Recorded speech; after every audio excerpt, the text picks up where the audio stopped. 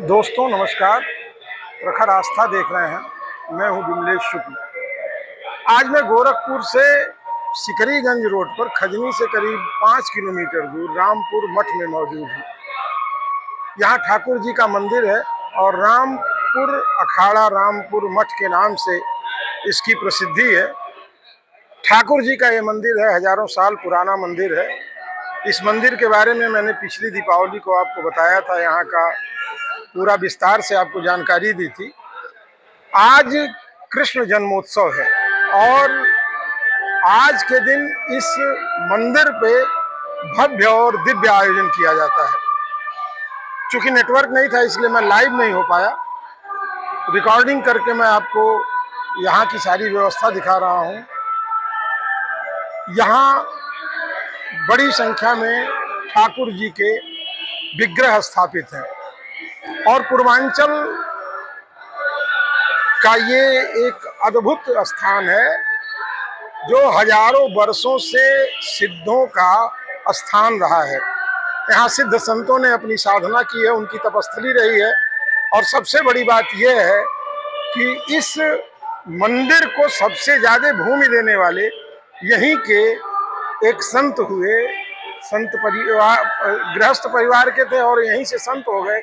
इसी गांव के रहने वाले थे। हालांकि हजारों साल पहले ये पूरी भूमि जंगली थी और जब यहाँ सबसे पहले जो यहाँ के गुरु परंपरा में महाराज जी आए थे वो जंगल में ही तप करते थे और धीरे धीरे जब यहाँ भूमि हो गई, हालांकि उसके बाद बहुत सारे लोगों ने इस मंदिर को भूमि दान किया और इस रामपुर मठ के पास आज बड़ी संख्या में, बड़ी तादाद में कृषि योग्य भूमि है, मंदिर हैं नेपाल में, भारत के कई हिस्सों में और खास करके उत्तर प्रदेश और बिहार में।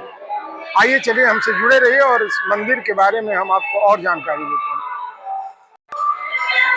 आज जन्माष्टमी पर इस रामपुर अखाड़े में भगवान कृष्ण के, ठाकुर जी के मंदिर को आप देख सकते हैं, फूलों से सजाया गया है। ये अद्भुत छवि है और यहाँ हजारों की संख्या में लोग इस उत्सव में शामिल होने के लिए आए हैं। दूर दराज से लोग आए हैं, उनसे भी हम बात करेंगे। महाराज जी भी हैं बाहर बैठे हुए, उनसे भी बात होगी। ये अपने आप में एक अद्भुत मंदिर है और यहाँ 12 महीने भंडारे चलते हैं। तो ये यहाँ के व्यवस्थापक लोग हैं जो काम धाम देखते हैं। ऊपर यहाँ रहने के लिए संतों के लिए निवास बने हुए हैं। जो भी लोग आते हैं उनके रहने और खाने का पूरा प्रबंध यहाँ रहता है। पहले हम आपको ले चलते हैं, दर्शन कराते हैं मंदिर का, उसके बाद यहाँ के लोगों से बात करेंगे, यहाँ के बारे में जानकारी करेंगे और हम आपको बताएंगे। तो ये प्रवेश द्वार है और इसके बाद यहाँ जो सिद्ध संत हैं, महंत रंगदास जी महाराज, ब्रह्मलीन सुखदेव दास जी महाराज,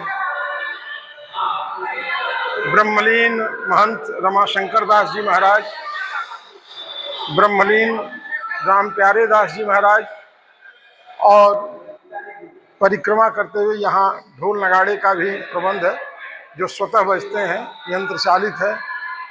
और परिक्रमा के बाद आपको भगवान के दर्शन करवाते हैं। पूर्वांचल का ये अपने आप में अद्भुत मंदिर है और कहते हैं जब भगवान मनुष्य को बहुत देते हैं तो मनुष्यों के लिए ही एक दिव्य स्थान ये भी बन गया। ये है, यहाँ आप देख सकते हैं। अंदर केवल प्रवेश पुजारी का होता है, बाकी आपको मैं यहाँ से ठाकुर जी के विग्रह का दर्शन करा दे रहा हूँ। ये आप देख सकते हैं, यहाँ हनुमान जी का एक विग्रह है, उनकी छवि लगी हुई है। ऊपर राधे कृष्ण है और नीचे ठाकुर जी के तमाम। और आज जन्माष्टमी पर यहाँ विशेष उत्सव होता है। ये आपने दर्शन कर लिया मंदिर परिसर का। यहाँ अनवरत भक्तों का तांता लगा हुआ है। ये आ रहे हैं और यहाँ दर्शन का लाभ ले रहे हैं। और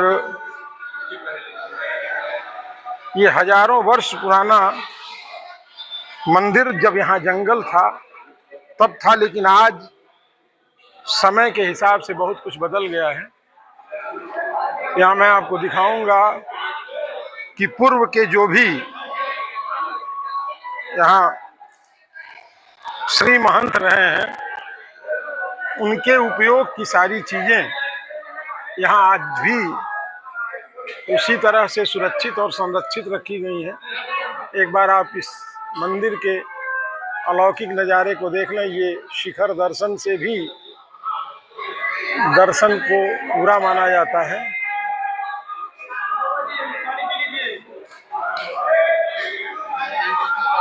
यहाँ दूर दराज से संत महंत लोग भी आए हुए हैं और सारे लोग इस उत्सव के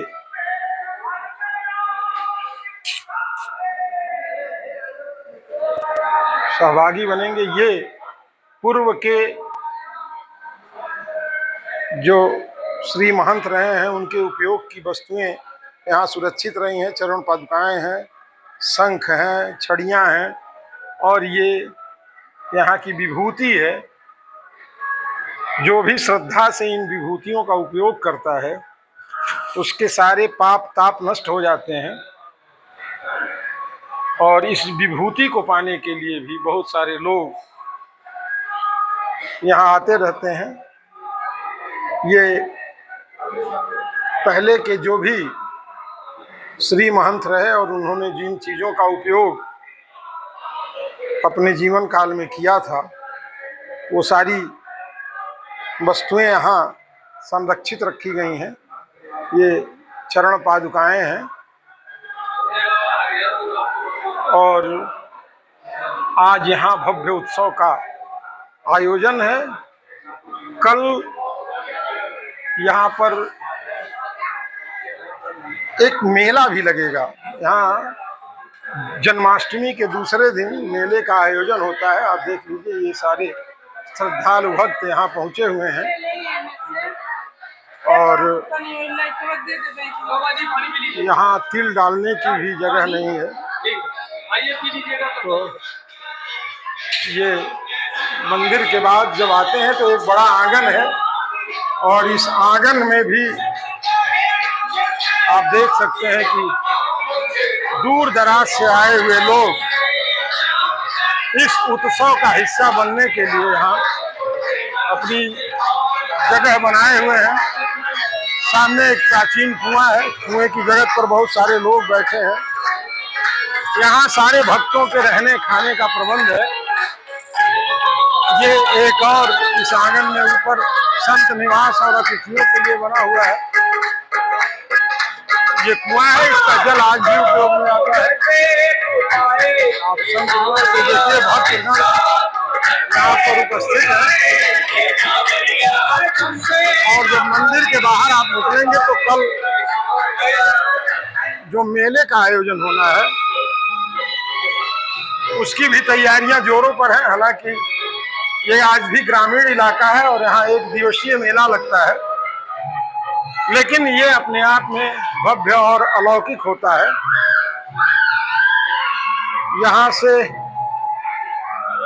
बहुत सारे लोग इस मेले के कल साक्षी बनेंगे। ये सामने आप देख सकते हैं कि दुकानें सजाई जा रही हैं और यहाँ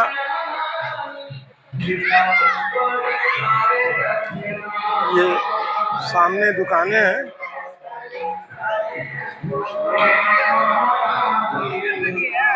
गोरखपुर क्षेत्र का ये सबसे बड़ा स्थान है जहाँ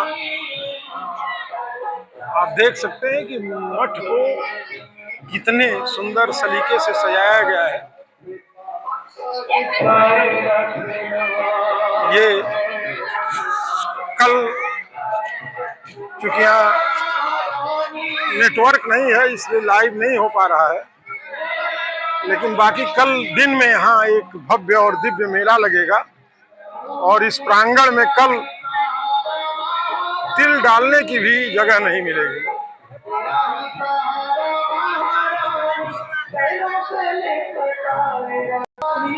तो आपने देखा श्री कृष्ण जन्माष्टमी पर रामपुर अखाड़े में कितनी भव्य व्यवस्था की गई है और हजारों की संख्या में श्रद्धालु अभी तक आ चुके हैं और श्रद्धालुओं का आना लगातार जारी है। कल यहाँ एक बड़ा मेला भी लगेगा, उस मेले में आसपास के सैकड़ों गांव के लोग हिस्सेदारी करते हैं, उपस्थित रहते हैं और भगवान के समक्ष अपनी प्रार्थनाएं रखते हैं, अपनी इच्छाएं रखते हैं और वो उनकी इच्छाओं को पूरी करते हैं। यहाँ की भीड़ बताती है कि कितनी श्रद्धा और भक्ति है लोगों के अंदर इस मंदिर के लिए।